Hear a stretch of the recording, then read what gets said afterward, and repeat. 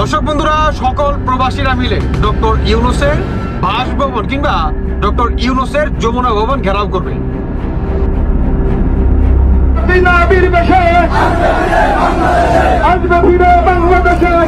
বাংলাদেশের অন্তর্বর্তীকালীন সরকার প্রধান ডক্টর মোহাম্মদ ইউনূস সম্পর্কে ইসরায়েলকে ফিলিস্তিনে যুদ্ধ পরিচালনা করার জন্য 100 কোটি টাকা সহায়তা দেওয়া। সম্প্রতি বাংলাদেশের অন্তর্বর্তীকালীন সরকার প্রধান ডক্টর মোহাম্মদ ইউনূস সম্পর্কে ইসরায়েলকে ফিলিস্তিনে যুদ্ধ পরিচালনা করার জন্য 100 কোটি টাকা সহায়তা। 1 আগস্ট রাতের দিকে আপনার আমাদের সাথে ডক্টর মোহাম্মদ ইউনূসের সাথে আমার প্রথম কথা হয়। যে মানুষটি ইসরায়েলকে 100 কোটি টাকা দিয়ে সহায়তা করেছে, যে মানুষটির জন্য গরিবদের জীবনে নেমে এসেছে অন্ধকার, সে মানুষটিকে আমরা কেন বানিয়েছি আমাদের ইন্টেরিয়র গভর্নমেন্টের প্রধান উপদেষ্টা? সরকারকে 5 বছর থাকার আহ্বান করা খুবই ভয়ানক একটা চিন্তা, কারণ তারা অতি শীঘ্রই আসলে স্বৈরাচার হয়ে যাবে। সংস্কার করছেন, এটা জাতির সামনে পেশ করে। এই বৈষম্য দূর করতে হলে আগে দেশ থেকে বেইমানি দূর করতে হবে। ওই মেধাবীরা বলছে যে আমরা বৈষম্য দূর করবো, কিন্তু ওরা তো বেইমানি করতেছে। এই অন্তর্বর্তী সরকার যদি 5 বছর এদেশে থাকে, তাহলে এই দেশে মেধাবী আর খুঁজে পাওয়া যাবে। মোহাম্মদ ইউনূসের কাছ থেকে হতাশ হয়ে ফিরলেন বিএনপির প্রতিনিধি দল। আজ এই মুহূর্তে রাজনীতির মাঝ আবারও গরম বক্তব্য এবং পাল্টাপাল্টি বক্তব্য, এমনকি এক পর্যায়ে আজকে তারা পাল্টাপাল্টি সংবাদ সম্মেলন করেছে। বাংলাদেশে যখন বিদেশি বিনিয়োগকারীরা বিনিয়োগ করার ব্যাপারে আলোচনায় মগ্ন ছিলেন, ঠিক তখনই সেখানে ব্যাট বাজ দিয়েছে কিন্তু ভারত। হাট বাজার দখল তারা করে। আজকে বিএনপির মতো একটা বড় দল, আজকে প্রায় 80 জন মানুষ নিজেরা যুদ্ধ করে তারা। অন্তর্বর্তীকালীন সরকার প্রধান উপদেষ্টা ডক্টর মোহাম্মদ ইউনূস ইসরায়েলকে 1000 কোটি টাকা সহায়তা দিয়েছেন বলে সম্প্রতি একটি ভিডিও সামাজিক যোগাযোগ মাধ্যমে ভাইরাল হয়েছে, যেখানে দেখা যায় একজন মুফতি মসজিদে দাঁড়িয়ে দাবি করছেন প্রধান উপদেষ্টা ইসরায়েলকে 1000 কোটি টাকা সহায়তা দিয়েছেন, কিন্তু কিসের ভিত্তিতে তিনি এমন দাবি করলেন তা বলেননি। তাই বিষয়টি নিয়ে এবার বিবৃতি দিল প্রধান উপদেষ্টার প্রেস উইং, জানালো আসল ঘটনা। এসআইরা জানাচ্ছেন বিস্তারিত। প্রধান উপদেষ্টা তিনি ইসরায়েলকে সহযোগিতা দেয়। ফিলিস্তিনের গাজায় অবিরাম হামলা চালানো ইসরায়েলকে ডক্টর ইউনূসের 1000 কোটি টাকা দেওয়ার প্রসঙ্গ নিয়ে একটি ভিডিও সামাজিক যোগাযোগ মাধ্যমে ছড়িয়ে পড়েছে। সম্প্রতি মুফতি আলাউদ্দিন জিহাদি নামে এক বক্তা তার বয়ানে এ অভিযোগ করেছেন। সেই সাথে তিনি দেশের তরুণ সমাজকে আরও একবার এর বিরুদ্ধে গর্জে ওঠার আহ্বান জানিয়েছেন।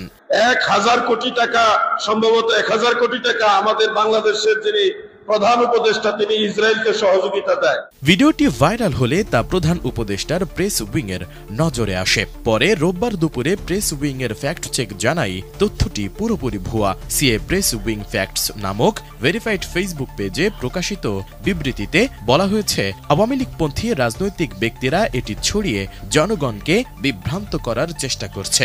এ মিথ্যা ও বানোয়াট প্রচারণা মূলত অধ্যাপক ইউনূস ও তার অন্তর্বর্তীকালীন সরকারের বিরুদ্ধে চলমান ষড়যন্ত্রের অংশ। স্বাধীন ফ্যাক্ট চেকিং সংস্থাগুলো জানিয়েছে, অধ্যাপক ইউনূসের সংগঠন গ্রামীণ আমেরিকা ইসরায়েলকে 1 কোটি মার্কিন ডলার সহায়তা দিয়েছে এমন দাবি প্রথমে 2023 সালের অক্টোবর মাসে বাংলা ইনসাইডার নামে একটি অনলাইন পোর্টালে প্রকাশিত হয়। পরে এটি ধীরে ধীরে অন্যান্য কিছু অনলাইন পোর্টাল ও সংবাদ মাধ্যমেও প্রকাশ পায়। এ বক্তব্য ছড়িয়ে পড়ার পর রিউমার স্ক্যানারও বিষয়টি তদন্ত করে। তখন জানা যায় আওয়ামী লীগের প্রচারণামূলক অনলাইন মিডিয়া বাংলা ইনসাইডার ভুয়া প্রতিবেদনটি প্রকাশ করে এবং তা ছড়িয়ে দেয়। শুধু তাই নয়, ইসরায়েলি মন্ত্রণালয় থেকেও প্রকাশিত কোনো বিবৃতিতে এমন কোনো তথ্য পাওয়া যায়নি। এছাড়া ইসরায়েলি সাংবাদিক ও ফ্যাক্ট চেকাররাও জানান তারা এমন কোনো সহায়তার বিষয়ে অবগত নন। একই সঙ্গে ইউনূস সেন্টারও নিশ্চিত করে যে এই বিষয়টি পুরোপুরি মিথ্যা। বিবৃতিতে সবশেষ দেশের আলেম সমাজকে উদ্দেশ্য করে বলা হয়, এমন পরিস্থিতিতে দেশের সব আলেম, ওলামা ও দায়িত্বশীল নাগরিকদের বিভ্রান্ত না হওয়া এবং যারা দেশকে অস্থিতিশীল করার অপচেষ্টা চালাচ্ছে তাদের প্রোপাগান্ডার বিরুদ্ধে সোচ্চার থাকার আহ্বান জানায় অন্তর্বর্তীকালীন সরকার। প্রফেসর ইউনূসের সরকারের একটা বড় সমস্যা হচ্ছে যে তার কিছু ব্লাইন্ড স্পট আছে, মানে যে জায়গাটা অন্ধকার আর কি, সেটা হইতেছে এনজিও বায়াস। প্রফেসর ইউনূস নিজেও এনজিওর লোক, তাই এনজিও লেন্স দিয়া উনি রাষ্ট্রকে দেখেন। এইটা উনার একটা লিমিটেশন। আপনি দেখবেন যতগুলো ডিজাস্টার করছে প্রফেসর ইউনূসের সরকার, তার সবগুলো আসছে এই এনজিও বায়াস থেকে, এনজিও লেন্স দিয়া রাষ্ট্রকে দেখার কারণে। এখন অনেকে কইবেন আপনি আবার প্রফেসর ইউনূস সরকারের সমালোচনা শুরু করলেন কেন? আমি কয়েকটা এপিসোড আগে বলছিলাম যে প্রফেসর ইউনূস বুঝা হোক না বুঝা হোক, যদি ইন্ডিয়ান লাইন অনুসরণ করেন তাহলে ওনারে তো আমি ধরবো। শুধু আমি না, সারা দেশের মানুষ ধরবো। প্রফেসর ইউনূসের ক্ষমতার উৎস সাধারণ মানুষ। সাধারণ মানুষই উনাকে অখণ্ড সমর্থন দিয়ে ক্ষমতায় রাখছে, কিন্তু এই সমর্থন তো আনকন্ডিশনাল না, শর্ত ছাড়া না। পাবলিকে দিচ্ছে সমর্থন, আর সেই সমর্থনের বলে বলিয়ান হইয়া হাটকুলিস হইয়া উনার পররাষ্ট্র মন্ত্রণালয় পাকিস্তানের কাছে 1971-এর গণহত্যার জন্য ক্ষমা চাওয়ার দাবি তোলে। আর সেই নিউজটা যখন মানব জমিনে ছাপা হয়, সেইখানে প্রফেসর ইউনূস আপনার ছবি থাকে। আর বেকুবগুলা জানেই না পাকিস্তান তিনবার আনুষ্ঠানিকভাবে রাষ্ট্রীয়ভাবে বাংলাদেশের কাছে ক্ষমা চাইছে 1971-এর জন্য। একবার পররাষ্ট্র মন্ত্রণালয় লেভেলে, আরেকবার প্রাইম মিনিস্টার লেভেলে, আর একবার রাষ্ট্রপতির লেভেলে। মানে আর কয়বার ক্ষমা চাইতে হবে? আর একবার ক্ষমা চাইলে আপনার বা দেশের কি লাভ হবে? হাসিনার বুড়ি বয়সে হবে, এছাড়াও তো আর কোনো অবজেক্টিভ নাই এটা বলার। যাই হোক, এবারে আসি আজকের ইস্যুতে। আজকের ইস্যুটাও খুব গুরুত্বপূর্ণ। নারী বিষয়ক সংস্কার কমিশন তার রিপোর্ট জমা দিছে। তো প্রফেসর ইউনূস সেই রিপোর্টের কিছু অংশ ওনার ফেসবুকে শেয়ার দিচ্ছেন। এটা নিয়ে শুরু হয়েছে নানা সমালোচনা। প্রথমে বলি, এই কমিশন গঠন করা হয়েছিল 18ই নভেম্বর। জাতীয় ঐক্যমত কমিশনের আলাপ শুরু হয়ে গেছে এর মধ্যে, তারপরে এই প্রস্তাব জমা পড়ল। 18ই ফেব্রুয়ারিতে এই রিপোর্ট জমা দেওয়া উচিত ছিল হিসাব অনুযায়ী। তারপরে 2 মাস বেশি লাগাইছেন ওনারা। এই নারী বিষয়ক কমিশনের বিষয়ে প্রফেসর ইউনূসের মনে হয় খুব উচ্ছ্বসিত। ওই যে কইছি না, ওনার এনজিও বায়াস আছে, সেই থেকে উনি বলছেন যে কয়টা করে ফেলা যায় তা দ্রুত করে ফেলতে হবে, আর পাঠ্য বইয়ের মতো ছাপায় বিলি করতে হবে। কোন কমিশন নিয়ে প্রফেসর ইউনূসকে এত উচ্ছ্বাস প্রকাশ করতে দেখেছেন? দেখেন আপনি তো স্যার পড়েন নাই রিপোর্ট, না পড়ে বিলি করার কথা কইলেন। এটা ছাপায় বিলি করতে গেলে আপনার সরকারের লোকেরা মার খেয়ে ভুট্টো হয়ে যাবে। আগে সাবধান করে দিলাম, একটু সামাল করে স্যার। উনারা কামের চাইতে আকামে বেশি পটু। আর 2 নম্বর হচ্ছে ওনারা একেবারে বাংলাদেশের সমাজ, রাজনীতি, জনগণ, গণমানুষ এই সম্পর্কে কিছুই জানেন।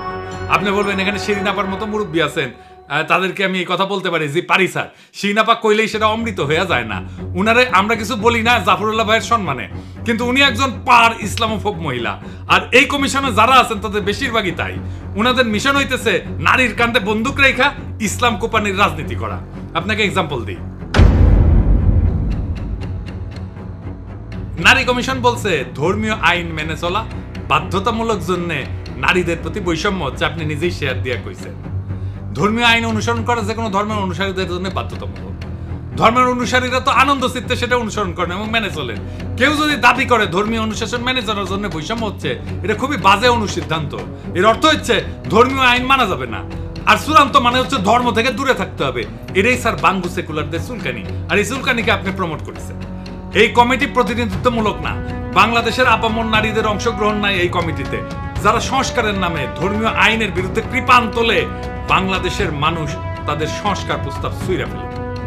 আবার দেখেন, যৌনকর্মীদের শ্রমিকের মর্যাদা দেওয়ার কথা বলছে। ওনাদের মাথায় যে কোন দেশ থাকে আদর্শ হিসাবে জানি না, হয়তো পশ্চিম থাকে। পশ্চিমের চিন্তা, পশ্চিমের প্র্যাকটিস ওনারা চাপাই দিতে চান বাংলাদেশের উপরে, ঝামেলা বাদে সেইখানে। কিন্তু ওনারা তো পশ্চিমের যে ডাইভার্স প্র্যাকটিস সেটা নিয়ে জানেন না, ওনাদের সেই জ্ঞানও নাই। আমার অনুমান ওনারা কিছুই জানেন। ধরা যাক ফ্রান্সে কি নিয়ম জানেন? সুইডেন, নরওয়ে, ফ্রান্স এই সমস্ত দেশে যৌনকর্মী না, বরং ক্রেতাদের যারা যৌন সেবা গ্রহণ করে তাদের শাস্তির আওতায় আনা। এদেরকে বলা হয় নর্ডিক মডেল। তাহলে বুঝতে পারতেছেন যে পতিতাবৃত্তিকে কিভাবে কোন কায়দায় ট্যাকেল করা হয় পশ্চিমে। আপনি তো অপমানকর, মর্যাদাহানিকর একটা পেশাকে আইনি কাঠামোর মধ্যে এনে বৈধতা দিতে পারেন না। আপনারা পতিতাবৃত্তিত ইন্ডাস্ট্রি বানাইতে চাইতেছেন, সেখানে টাকা বিনিয়োগ হবে, আর বাংলাদেশের নারীরা সেখানে শ্রমিক হিসেবে কাজ করবে। মানে পতিতাদের অ্যাপয়েন্টমেন্ট লেটার দিবে, পেনশন থাকবে, প্রমোশন হবে, পতিতারা ট্রেড ইউনিয়ন করবে। Are you crazy?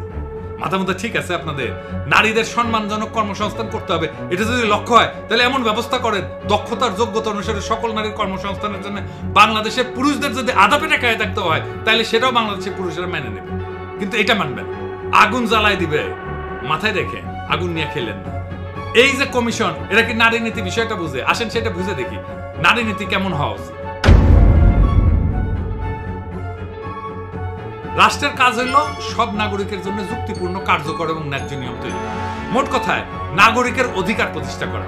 কি অধিকার? লিগ্যাল রাইট, পলিটিক্যাল রাইট আর ইকোনমিক রাইট, এই তিনটে। এটাই রাষ্ট্রের নির্দিষ্ট কাজের এলাকা, এটাই রাষ্ট্রের কাজ। তাহলে আসেন এই লিগ্যাল, পলিটিক্যাল আর ইকোনমিক রাইটের প্রশ্নের গভীরে যান। রাষ্ট্রের দায়িত্ব খুবই স্পষ্ট। এই দায়িত্বগুলাই সব নাগরিকের প্রতি রাষ্ট্রের দায়িত্বের সাথে যুক্ত। সব নাগরিকের অধিকার নিশ্চিত করা, এটা পলিটিক্যাল রাইট। আইন তৈরি এবং প্রয়োগ করা সব নাগরিকের জন্য, এটা লিগ্যাল রাইট। আর সুযোগ এবং সম্পদের সমভাবে বিতরণ করা, এইটা ইকোনমিক রাইট। রাষ্ট্রকে নাগরিকের ইন্ডিভিজুয়াল রাইট প্রতিষ্ঠা করতে হবে। এই নারীবাদীরা ইসলাম কোপানির খায়েশ নিয়ে যেটা করতে যায় সেটা হইতেছে নারীর সম্পত্তির অধিকার নিয়ে কথা বলে। তারা বলে ধর্মের জন্য নারীরা বৈষম্যের শিকার হচ্ছে, সেজন্য বলছে ধর্মীয় অনুশাসন মানায় বৈষম্যের শিকার হয় নারীরা। এই বৈষম্য থেকে বাঁচতে বাবার সম্পত্তিতে নারীর সমান অধিকার দরকার। এটা হিন্দু মুসলমান কেউই মানবে না। আচ্ছা বলেন তো, সম্পত্তি তো আমার, সেটা আমি কিভাবে বন্টন করব আমার উত্তরাধিকারের কাছে, সেটা একান্তই আমার ইচ্ছা। এটাকে আইনের ভাষায় বলে উইল। আপনারা শোনেন না উইল করে দিয়ে যায়, বিদেশে দেখেন না বিড়ালের নামে উইল করে দিয়ে যায়। আমার সম্পত্তি আমি যাকে খুশি লিখে দেব, আমি আমার সন্তানদেরকে না দিয়ে আমি বিড়ালকে দিয়ে যাব, এটা আমার ইচ্ছা, এটা আমার উইল। এইখানে কারো কিছু বলার নাই। রাষ্ট্র দেখবে আমার যেটা ইচ্ছা সেটা বাস্তবায়িত হচ্ছে কিনা, এটাই রাষ্ট্রের অধিকার, এটাই রাষ্ট্রের দায়িত্ব। রাষ্ট্রের বলার কথা না আমি কাকে কতটুকু দেব সম্পত্তি, এইটা রাষ্ট্র ঠিক করে দেবে না। রাষ্ট্র আমার ইচ্ছাকে মর্যাদা দেবে, সেটাই রাষ্ট্রের দায়িত্ব। কিন্তু এই নারীবাদীরা বলে সম্পত্তিকে সমানভাবে ভাগ করে দিতে হবে। আমি যদি আমার মেয়েকে বেশি দিতে চাই পারবো না, অবশ্যই। এটাই আমার উইল। আমার ব্যক্তিগত সম্পত্তি আমি কিভাবে আমার উত্তরাধিকারের কাছে দেব সেটা একান্তই আমার নিজের সিদ্ধান্ত। দুনিয়ার কোন রাষ্ট্র এটা হাত দেয় না। ইউরোপে কেউ মানবে যদি রাষ্ট্র বলে তুমি তোমার উত্তরাধিকারের মধ্যে এইভাবে বন্টন করে দাও সম্পত্তি, মানবে। কিন্তু বাংলাদেশের নারীবাদীরা এটা করতে চায়, কারণ এই অসিলায় তারা ইসলাম কোপাইতে পারে। এটা ইসলাম কোপানির ইন্ডিয়ান তরিকা। তো এখন কইতে পারেন দাদা কিছু এলে ইন্ডিয়া ঢুকায় দেয়। জি না ভাই, বুঝাই দিই।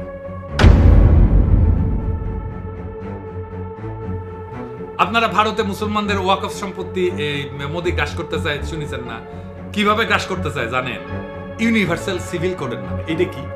এই ওয়াকফ সম্পত্তি যেটা মসজিদ, মাদ্রাসা, কবরস্থান এই তিনদের জন্য দাঁড় করা হয়, তার পরিমাণ হইতেছে 6 লাখ একরের বেশি ভারতে। এটা মুসলমানদের একটা বিরাট বড় সম্পদ, সামাজিক সম্পদ। এই বিশাল সম্পদের উপর আজ সবচেয়ে বড় হুমকি হয়ে উঠেছে তথাকথিত ইউনিফর্ম সিভিল কোড। এর মানে হচ্ছে সব ধর্মের জন্য এক আইন চাই। শুনতে খুব সুন্দর, কিন্তু প্রশ্ন হইল এই এক আইনের সুতায় তারা কি মুসলমানদের ধর্মীয় দাতব্য প্রতিষ্ঠানগুলোকে দুর্বল করে দিতে চায়? আসলে চায়। ওয়াকফ মানে হচ্ছে স্থায়ী দান। এই সম্পত্তি কেউ বিক্রি করতে পারে না, উত্তরাধিকার দাবি করতে পারে না। এটা গরিব দুঃখী আর ধর্মীয় কাজে ব্যবহার করা হয়। ইউনিফর্ম সিভিল কোড চালু করে বলা হবে সব দান হবে এক নিয়ম, ধর্মীয় ভিত্তিতে দান। বোঝা যাচ্ছে না? এর মানে ওয়াকফকে অসাংবিধানিক বলে বন্ধ করার রাস্তা তৈরি করা হচ্ছে। ওয়াকফ বোর্ডকে রাষ্ট্রের নিয়ন্ত্রণে না, মুসলমানদের দানের উপরে সরকার বসে পড়বে। এটা শুধু আইন না, এটা একটা অর্থনৈতিক আক্রমণ। মুসলমানদের সবচেয়ে বড় ধর্মীয় এবং জনহিতকর সম্পদ এখন রাজনৈতিক টার্গেট হয়ে গেছে। তাই ইউনিফর্ম সিভিল কোড এইটা মুসলমানদের অধিকার উচ্ছেদের জন্য। ভারতের মুসলমানদের জন্য এই লড়াই শুধু বিশ্বাসের না, এটা অস্তিত্বের লড়াই। এই ইউনিফর্ম সিভিল কোড হচ্ছে হিন্দুত্ববাদী মোদির অস্ত্র, যা দিয়া মুসলমানদের সম্পদ, তার শক্তিকে, তার সমাজকে খর্ব করতে চায়। এই ইউনিভার্সাল সিভিল কোডের বাংলাদেশি ভার্সন হচ্ছে সম্পত্তিতে নারীর সমান অধিকার। এইটা দিয়ে ইসলাম কোপানি যাবে, এইটা ইন্ডিয়ান। এই যে দেখেন না কুসু খেতি, এটা স্ট্রংলি এগ্রি করেছে, স্ট্রংলি ইংরেজিতে কইছে, ইংরেজি যেহেতু কইছে ঠিকই কইছে, তাই না? এবার মিলে যে কুসু ক্ষতির টাকা টুকা যে দেয় ওয়াকার, সেই ইন্ডিয়ার বাংলাদেশি প্রজেক্টের এক্সটেনশন সন্দেহ আছে। এইভাবে কে কার কইয়া খেলে সেটা ফসাদ কইরা বাইরে হয়ে যায়। সম্পত্তিতে নারীর সমান অধিকার দিলে কি সমস্যা হবে? আসেন বুঝে। প্রথম কথা হচ্ছে এটা ধর্মীয় বিধান, যে যার ধর্মের বিধান মানবে। আমি আমার সম্পত্তি কাকে কিভাবে দেবো এটা ব্যক্তির সিভিল লিগ্যাল রাইট, এটা হাত দেওয়ার অধিকার রাষ্ট্রের। ধর্মের বিধানগুলোতে এমনি আসে না, এর পিছনে যা লজিক সেটা আমি যাব না, এটা ধর্মীয় নেতারা ব্যাখ্যা করবে। আমি আমাদের সোশ্যাল ফেব্রিকের আলাপ করব, যা হাজার হাজার শতাব্দীর ভিতর দিয়ে গড়ে উঠছে। সেই সোশ্যাল ফেব্রিক নষ্ট গিয়েছে। কি সেটা? সেটা ভয়ঙ্কর একটা বিষয়। বোন ভাইয়ের চাইতে ধর্মীয় বিধান অনুসারে পিতার সম্পত্তি কম পায়, এটা অঙ্কের বিষয়। কিন্তু সেই কম পাওয়াটা বহুগুণে বাইরে যায় একটা সামাজিক, একটা সোশ্যাল ইঞ্জিনিয়ারিং। আমাদের সমাজে মায়ের পরে একজন ছেলের কাছে সবচেয়ে মূল্যবান সম্পর্কটা কোনটা? কোনটা? মামা। 2 বার মা ডেকে আমরা এই মামার সম্পর্কটা তৈরি করি। আমি যে আবদার এমনকি মায়ের কাছেও করতে পারি না, সেই আবদার আমাদের কালচারে মামার কাছে করতে পারি। মামার বাড়ির আবদার এটা বলি না, এটা কি মামার বাড়ি পাইছো এটা বলি না। এটা কেমনে আসে? ওই সোশ্যাল ইঞ্জিনিয়ারিং এর জন্য যেই অতিরিক্ত সম্পত্তি পায় মামা, তার কারণে এমন একটা মধুর কেমিস্ট্রি মামার উপরে পড়ে যে মামার সম্পত্তির উপরে, মামার বাড়ির উপরে ভাগনার একটা আলাদা অধিকার জন্মায়, সামাজিক অধিকার, ভালোবাসার অধিকার। ওই যে বলে না তাই তাই তাই, মামার বাড়ি যায়, মামা দিল দুধ ভাত দুয়ারে বসে খাই। তারপরে ওই যে আই ছেলেরা আই মেয়েরা ফুল তুলিতে যায়, ফুলের মালা গলায় দিয়ে মামার বাড়ি যায়, মামার বাড়ি মধুর হারি, মামা ভাগ্নে যেখানে আপদ নাই সেখানে। এই যে মামার ভাগ্নের কেমিস্ট্রি আমাদের সমাজে এটা আর কোথাও পাবে না।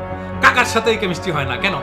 কারণ ওই ধর্মের অনুশাসন শুধু সম্পত্তির অধিকার ঠিক করে দেয় নাই, সেটার সাথে সোশ্যাল ইঞ্জিনিয়ারিং করে দিচ্ছে যেন বোনের ছেলে মেয়ের মামার উপরে এক স্নেহের, ভালোবাসার, নির্ভরতার একটা সম্পর্ক তৈরি হয়।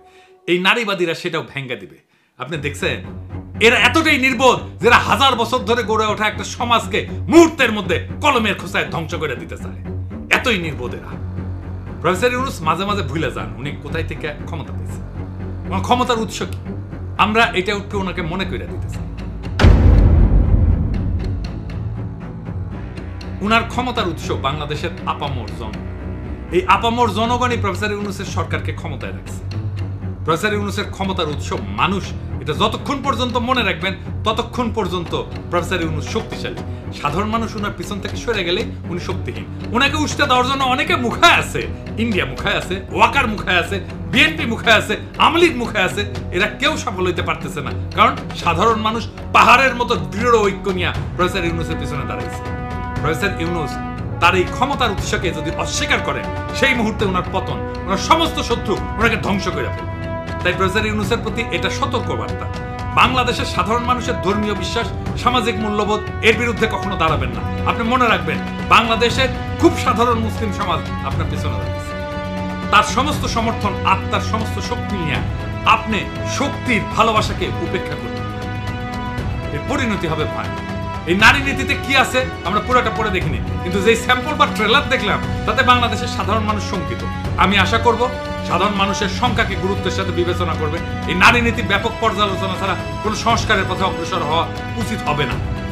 প্রফেসর ইউনূস আপনি যদি এই জাতির উপরে ভর কইরা এই দেশের মানুষকে পেছনে রেখে হঠাৎ করে এমন কিছু চাপায় দেন যে এই সমাজ চেনে না, মানে না, বিশ্বাস করে না, তাহলে এই জাতি কিন্তু একসময় আপনাকে প্রস্তুত করবে। আপনার শক্তি কিন্তু বিদেশি মিডিয়া না বা ডোনাররা না, আপনার শক্তি এদেশের আপামর জনগণ, মুসলমান, তাদের সন্তান, যাদের হৃদয়ে আপনার উপরে এখনো বিশ্বাস আছে। আপনি যদি সেই বিশ্বাস ভেঙে ফেলেন, যদি ধর্মীয় বিশ্বাস, সামাজিক মূল্যবোধ, পারিবারিক কাঠামোকে না বুঝে বিদেশি এনজিওর ফর্মুলা দিয়া রাষ্ট্র চালাইতে যান, তাহলে আপনি টিকবেন না। কারণ এই দেশ কোনো ল্যাবরেটরি না, এই জাতি গিনিপিগ না। এই জাতি 24-এর বর্ষা বিপ্লবের রক্তে দাঁড়ানো, ইসলামের শেকড়ে বাঁধা সামাজিক পারিবারিক বন্ধনে গড়া যায়। এটাই আপনার ক্ষমতার আর বৈধতার উৎস। আপনি যদি এই জাতিকে এনজিও বানাইতে চান, তাহলে এই জাতি আপনাকে রাজনীতির ইতিহাসে একটা দুঃখজনক ব্যর্থতা হিসেবে মনে রাখবে। এখনো সময় আছে, সাধারণ মানুষের ভাষা বোঝেন, ধর্মের প্রতি তাদের আবেগ বুঝেন, এই মাটির গন্ধ বুঝেন। না বুঝলে আপনি থাকবেন হয়তো পদে, কিন্তু মানুষের হৃদয়ে থাকবেন। মনে রাখবেন এই জাতি অনেক ধৈর্য ধরে, কিন্তু একবার যদি জায়গা ওঠে ফাগুনের আগুনের মতো ছড়ায় পড়ে, সেই আগুন কিন্তু কারো ক্ষমতা দেখে না, পদ দেখে না, অতীত দেখে না, ইতিহাস দেখে। ইতিহাসের এক সময়ের মহানায়কের স্মৃতি বিজড়িত বাসভবন মুহূর্তেই গুড়ায় দেয় প্রবল ঘৃণায়। তাই সতর্ক হন, সংলগ্ন হন, এবং সবচেয়ে বড় কথা, মানুষের কথা শোনেন, আমাদের কথা শোনেন। সারা দেশের গুরুত্বপূর্ণ খবর, ব্রেকিং নিউজ, রাজনৈতিক বিশ্লেষণ এবং সকল গুরুত্বপূর্ণ খবর, আলোচিত ঘটনা সব একসাথে। আপনারা দেখছেন ইকো ভাইরাল নিউজ, যেখানে সত্য ও নির্ভরযোগ্য সংবাদ পৌঁছে যায় সবার আগে। প্রতিদিন সব বড় বড় খবর এক নজরে পেতে আমাদের সাথেই থাকুন।